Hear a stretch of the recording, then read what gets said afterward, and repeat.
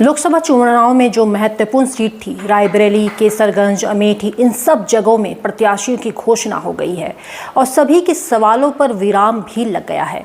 एक तरफ जहां अमेठी में प्रचार के दौरान स्मृति ईरानी लगातार राहुल गांधी को भगौरा करार दे रही थी, तो वहीं रायबरेली से राहुल गांधी के प्रत्याशी बन जाने के बाद अब ऐसा लग रहा है कि राहुल गांधी भी घर वापसी कर रहे हैं। तो एक और सीट केसरगंज का है, जो हॉट सीट तो थी, लेकिन इसमें सभी की नज़र टिकी हुई थी, खास करके महिला पहलवान की। बीजेपी बिल्कुल आखिरी समय में ही इस सीट में प्रत्याशी की घोषणा की, क्योंकि उत्तर प्रदेश में कई जगहों पर चुनाव होने थे, जिसको लेकर बीजेपी कोई रिस्क लेना नहीं चाहती थी, क्योंकि बृजभूषण शरण सिंह को लेकर महिला पहलवानों के साथ देश भर की महिलाएं इसका विरोध कर रही थी। महिला पहलवानों के विरोध के बावजूद केसरगंज में बृजभूषण शरण सिंह के बेटे को ही यह सीट दे दिया गया, यानी घर की बात घर में रह गई, घर की सीट घर में ही चली गई और जनता देखती रह गई। राहुल गांधी रायबरेली से चुनाव लड़ेंगे। कांग्रेस ने अमेठी से किशोरी लाल शर्मा को टिकट दिया है। इससे पहले अटकलें चल रही थी कि अमेठी से प्रियंका गांधी चुनाव लड़ सकती हैं। भाजपा ने रायबरेली से दिनेश प्रताप सिंह को टिकट दिया है, तो वहीं अमेठी से केंद्रीय मंत्री स्मृति ईरानी चुनावी मैदान में हैं। तो केसरगंज से बीजेपी ने करण भूषण सिंह के नाम का ऐलान किया है। करण भूषण सिंह बृजभूषण शरण सिंह के छोटे बेटे हैं।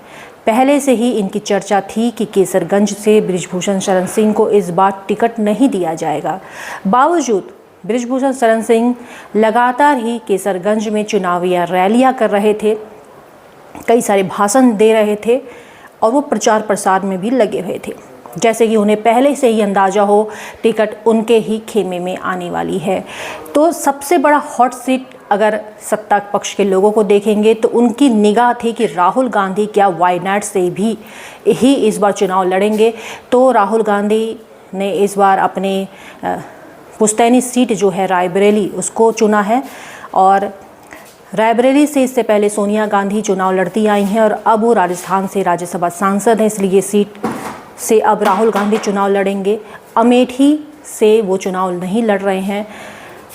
तो वहीं दूसरी सीट जो एक थी केसरगंज से, जहां बृजभूषण शरण सिंह के नाम की घोषणा हो सकती थी, लोगों का अंदेशा यही था कि अगर बीजेपी से बृजभूषण शरण सिंह के नाम की घोषणा होगी तो क्या पूरे देश भर में इसका विरोध होगा, खास करके उत्तर प्रदेश में इसका विरोध होगा। जिस तरीके से महिला पहलवानों ने विरोध दर्ज कराया था और देश भर की जो महिलाएं हैं बृजभूषण शरण सिंह का विरोध कर रही थी, सड़क से लेकर संसद तक जिस तरह से विरोध दर्ज कराया गया था, लेकिन अब उनके बेटे को ये सीट दे दी गई है। तो कहीं पे ये एक ऐसा तुरुप का इक्का बीजेपी ने खेला है कि यहाँ से उनके बेटे को सीट दे दी गई, तो एक तरह से बृजभूषण शरण सिंह का विरोध भी दिखा दिया गया, दूसरी तरफ से उनको के घर के उनके बेटे को ही सीट दे दी गई। तो मतलब बीजेपी ने दोनों हाथ में लड्डू लेने का काम किया है, लेकिन जनता क्या इस रणनीति को समझ पाती है, ये भी देखने वाली बात होगी। फिलहाल आपको चैनल कैसा लगता है, सब्सक्राइब करें, ज़्यादा से ज़्यादा शेयर करें और कमेंट करके अपनी राय ना देना भूलें।